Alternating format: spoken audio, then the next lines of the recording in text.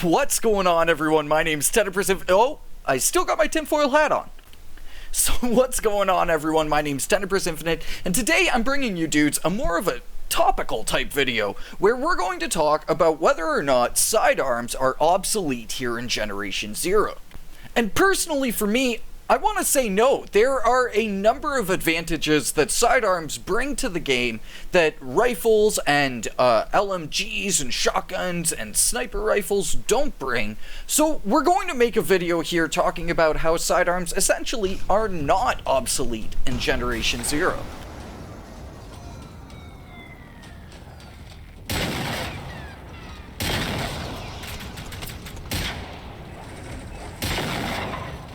And the first sidearm I'd like to talk about is the 44 Magnus. This absolute beast of a sidearm not only serves as a really awesome secondary option when you've run out of a primary's magazine, but it also serves as an excellent, first-hand option for taking down runners and small to medium-sized machines. You can use this effectively against lynx, runners, and hunters, and you can take it up against higher class machines when you throw in the explosive ammo or the tar ammo. Most sidearms are not designated for a long-distance kind of type weapon, but the Magnus is totally different in that regard because you can completely use this as a long-range sniper. You do have to attribute different types of bullet drop and damage drop off and stuff, but you can use this effectively at very long distances. You can even put a scope on it if you want to make it curse, but you'll never see me do that.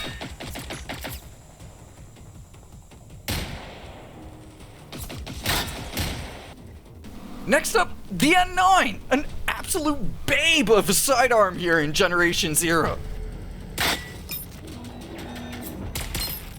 When you equip and use this gun, you automatically get a +5 to your cool stat here in Generation Zero. And your cool stat, it's an invisible stat. It doesn't do anything at all, but it's there. And it's like the N9 is one of the few weapons in the game to give you a full-on +5 bonus to that stat, man.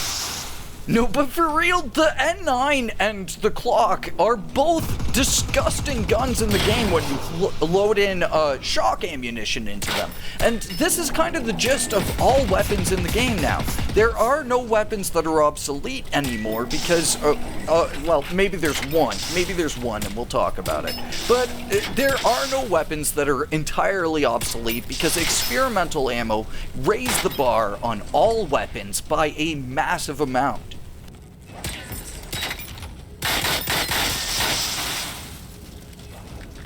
And one of the hugest benefits about 9mm shock ammunition is ammunition conservation as well as the amount that you craft per times crafted. And you get an awesome amount of ammunition considering the kind of control rate of fire with both of these handguns. Nowadays, we do have the S21 and the Kotenok for 7.62 shock ammunition conservation and kind of offering the same thing that the handguns offer, but really, I like having the handguns as an option because it's still very, very conservative and the damage output is immense, dude. The thing I love about shock ammunition in this game is that it allows you to play very, very smart. Every single time you're fighting with your machines, you get the opportunity to just create a field of, absolute death. Whenever they get close to your shock procs, you can load them up, and then they'll get electrified and literally just thunder godded out of existence.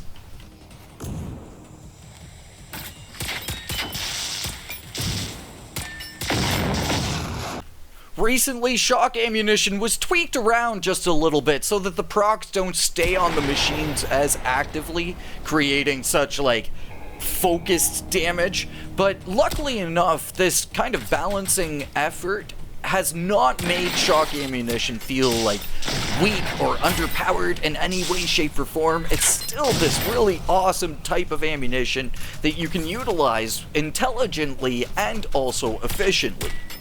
Or you can blast the machines to high hell with them and just watch the friggin' lightning bolts fly.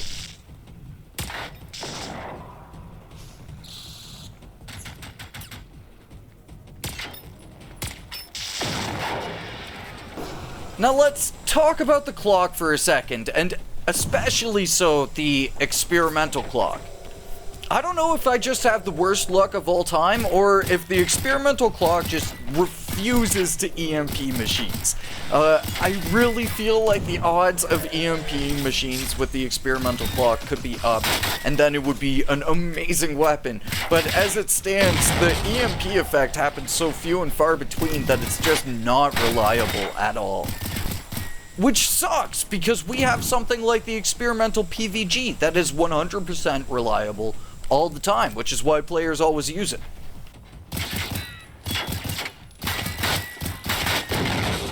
But I actually went through like almost 500 rounds, and you want to know how many times I got an EMP? Once. It was like one EMP, and I didn't even catch it on camera.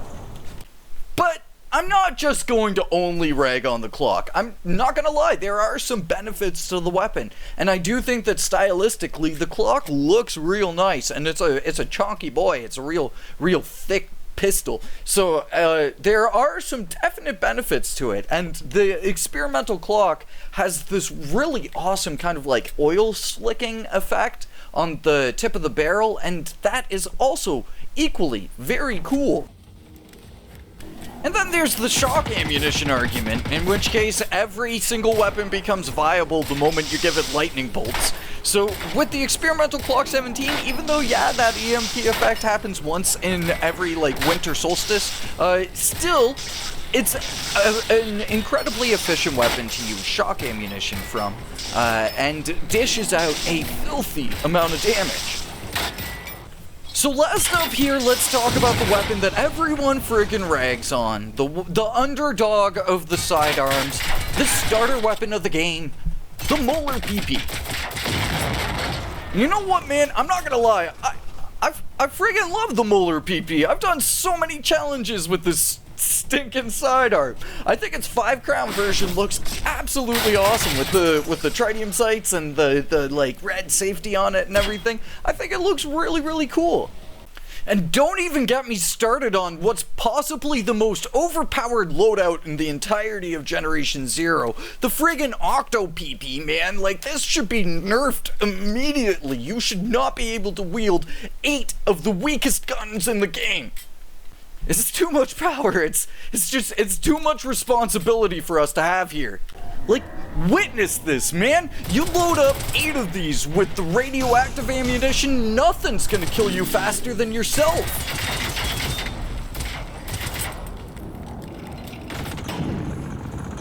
So seriously, there are upsides to each of the sidearms in this game, and we haven't talked about melee weapons because that's something that I'm going to leave for actually a future video, if whether or not melee weapons are obsolete. But really, you got like some awesome options here. You just have to be a little bit creative with how you use them. For the Magnus, you can use it as the ultimate stealth sidearm, taking down a whole bunch of machines before they even notice you're there, or using it at extreme distances and using it with the explosive ammo like a hand cannon, basically. The N9 and the Glock 17, you can load it up with shock ammunition, and boom, there you go. That's all you need. And with the friggin' Molar PP, the Octo PP, come on. I know a lot of times in Generation Zero, players can feel kind of forced to using the experimental weapons like the experimental KVM, or the experimental PVG, or the experimental AG4. But really, in Generation Zero, the thing that's awesome is that you can actually go off and grab a dilapidated baseball bat and take it around and actually fight machines. And even though, yeah, you won't be able to fight them efficiently, you might be able to come up with tactics to take them down, like utilizing EMPs alongside melee weapons or something like that. And it's the same with handguns and sidearms in the game. You can utilize them for a whole bunch of things. You just have to kind of take a moment to think about how you want to use them first. So I want to say thank you very much for watching, my dudes. Hopefully you enjoyed this video.